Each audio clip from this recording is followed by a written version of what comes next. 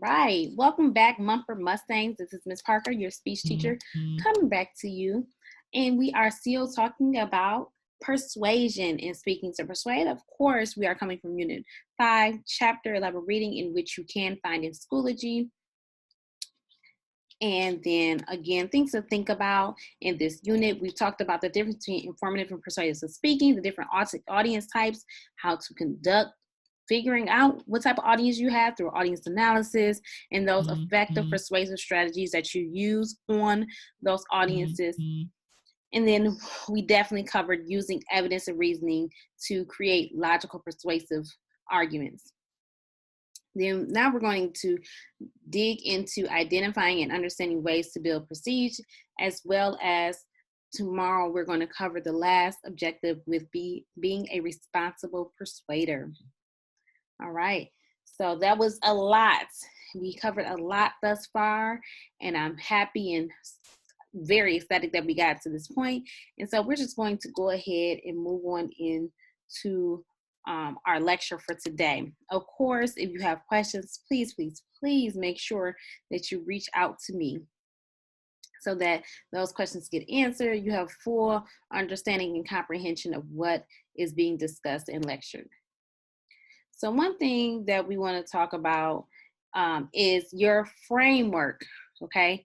We always know that there are 3 parts of any speech and essay: your introduction, your body, and your conclusion. But when it comes to persuasion and the persuasive speech, there are some specific things that you need to do when creating your speech. And so here is the framework for a persuasive speech. In your introduction, you're going to build ethos and establish your prestige, which we're going to dive into a little bit more on the next slide.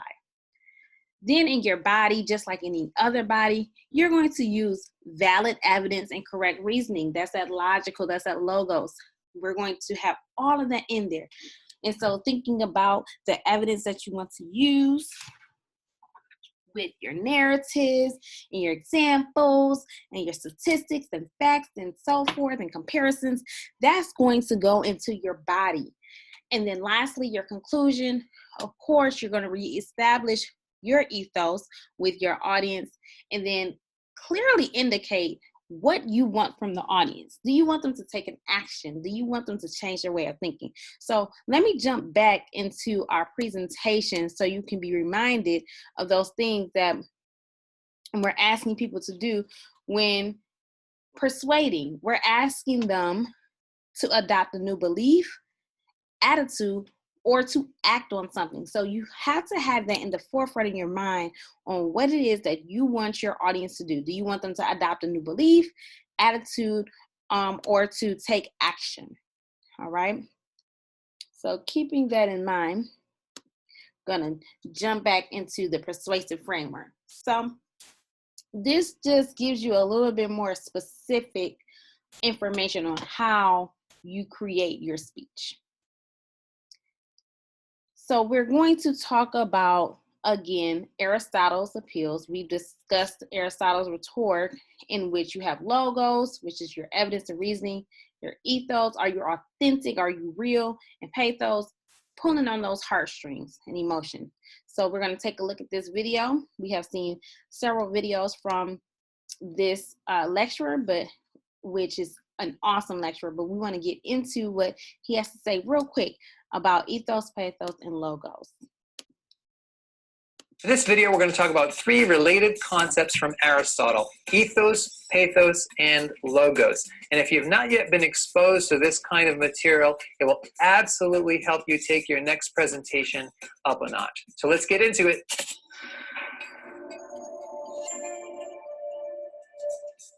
Hello again, friends. I'm Alex Line, and if you've never subscribed to Communication Coach, this channel, I encourage you to do so. This channel is here for rising leaders, people like you, to help you increase your personal impact so you can lead the people around you to higher levels of excellence. And one of the ways we do this on the channel is by presentation skills. And today we're going to look at 3 related concepts: ethos, pathos, and logos. These have, even though they're textbook type concepts, they have direct application for you as a speaker, and you can use these right away. So let's unpack these each and show you how you can apply them. The first is ethos, and that means your personal credibility as a speaker. Now, a lot of times people think that because ethos looks like the word ethics, that's all it means. And that's part of it, obviously. As a speaker, you have to have good character. You also, however, have to be an expert. You have to have credentials. You have to be qualified to speak in a way that people would want to listen to you. Very few of us have a public reputation already. And so one of the ways you can do this in your presentations is if you're being introduced by somebody before you speak, make sure the person introducing you has a little bit of information about your background so they can position you as someone worth listening to. If you don't have someone introducing you, then you want to talk about any research that you've done to prepare for this presentation, any personal experience or connection that you have to the topic. You want to position yourself as someone that has ethos, someone that has the credibility, the believability, so that people will want to listen to you. And you can almost always do this right in the introduction of your presentation. Let's turn now to pathos. Pathos is where the speaker appeals to the emotions of the listeners. So you want to use things like vivid language, metaphors, and probably the most effective way that we can reach into the hearts of our listeners is through personal stories. You can tell stories about your own personal experiences, or you can tell stories about other people's experiences. There's nothing like a story to engage our hearts and get us personally involved in. It's almost like a story transports us into the moment, and that's a great way to appeal to your audience's emotions. So when you're presenting next, make sure as you're looking at your outline that you have enough personal examples and little stories to bring people into that emotional dimension of your presentation. So now let's talk about logos. Logos, because it looks like the word logic, a lot of people think, oh, that just means logic, but there's a lot more to it than that. In fact, you want to think about it in terms of using evidence and reason to construct your speech. You want to develop your presentation around a series of facts and statistics and good, reasonable evidence. And one of the ways you can do this in a presentation and make it work for you is make sure you have a tight relationship between your claim, that's your thesis, the thing you're trying to demonstrate, and the evidence you're using.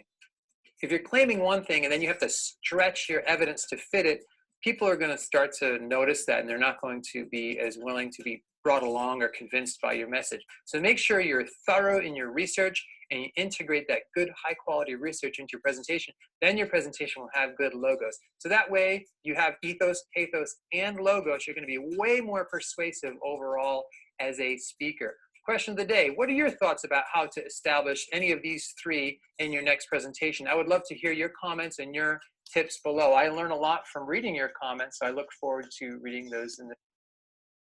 All right. Are there any questions? Just sit and think about it. Are there any questions? I want to kind of go back to a frame that is here on this presentation. Writing's not that easy, but Let's go back to it really quickly. So here is the screen that I wanted to go back to with your ethos, okay, your personal credibility. Are you an expert in this area? How are you going to establish that you are someone who can speak on this? Then you have pathos, again, that emotional appeal, and then your quality argument, reasoning, and evidence with logos.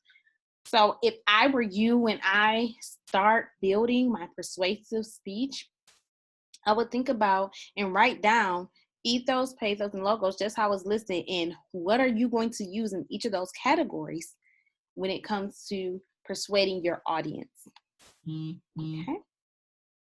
Okay. Now, jumping back into the presentation here, all right? Again, Aristotle's rhetoric, we just went over logos, ethos, pathos, okay? And so one of the things that we discussed in our last slide is establishing prestige with building your ethos. Authenticity. How real are you? How much do you know? Who are you? And so with building your building and establishing your prestige, there's a way that you can do this. It is done by showing your audience that simply you are well prepared and competent. you're being sincere, and you're appearing genuinely interested in your audience. Building ethos and establishing prestige is the same thing, one and the same. And again, being well prepared and competent, being authentic, being real, having interest in your audience is how you establish and build your prestige. And you have to work really hard at that. And that starts at the very beginning of your speech when it comes to a persuasive speech. All right. So this is where we're going to end our lecture for today. If you have any questions, and I want to bring back again that persuasive framework. If you have any questions, please feel free to ask me. We have the chat and Teams. You have Schoology messages. You have the email. Of course, you can also use the website, class website that also has a contact form. But please, please, please ask those questions, as again, we are going to be utilizing these concepts and this information in real time very soon for your persuasive speech. Other than that, I want you to have a wonderful day. I can't wait to see you all tomorrow, and have an awesome one. Thank you.